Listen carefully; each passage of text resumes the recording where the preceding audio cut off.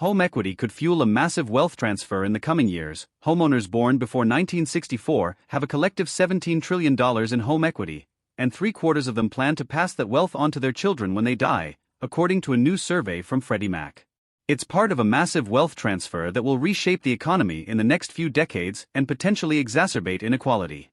It's a huge deal, said Sam Khater, chief economist at Freddie Mac. You'll see an intergenerational wealth effect as the money is transferred from retirees to their heirs, who are younger and still in their prime consumption years. Just in the last 5 years, baby boomers have grown $19 trillion richer, Khater said, or $486,000 per household. According to Freddie Mac, half of that increase is due to house price appreciation, which helps explain why nearly 70% of baby boomer homeowners in the company's recent surveys said they feel confident about having a comfortable retirement. That's actually down from more than 80% in 2021.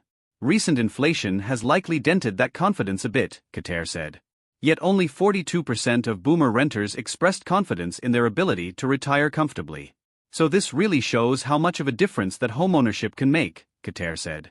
And for the bulk of households, homeownership is their primary form of wealth. Interestingly, though, only 9% said they plan to use their home equity to fund their retirement. Most plan to pass it on to their children or other family members. That could perpetuate wealth inequity in our society, said Lina Zhu, senior research associate at the Urban Institute. While more than 82% of older white households own their homes, less than 60% of older black households do.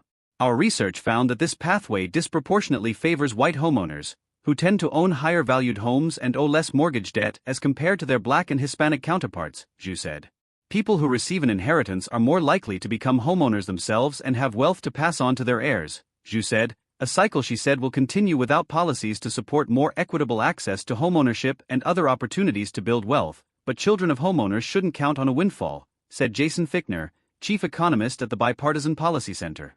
I'm a retirement security expert as an economist, and the first thing I tell younger people is, please do not look at your parents as your retirement plan, Fichtner said.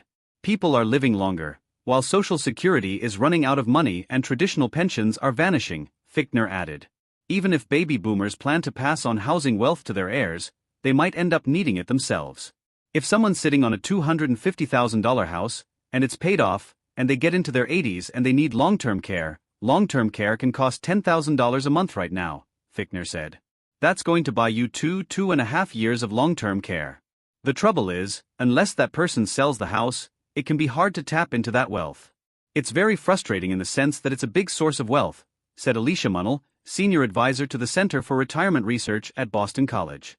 It could be helping the older generation itself to live more comfortably. They don't access it, they keep it, and then they leave it to their children. Those children may not even want the house, she said, with all that junk in it, and they've got to figure out what to do.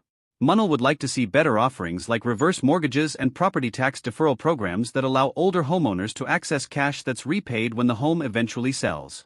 And yet, Munnell said she plans to leave her house to her children. Because I don't want to move, she said. So they're just going to have to clean things.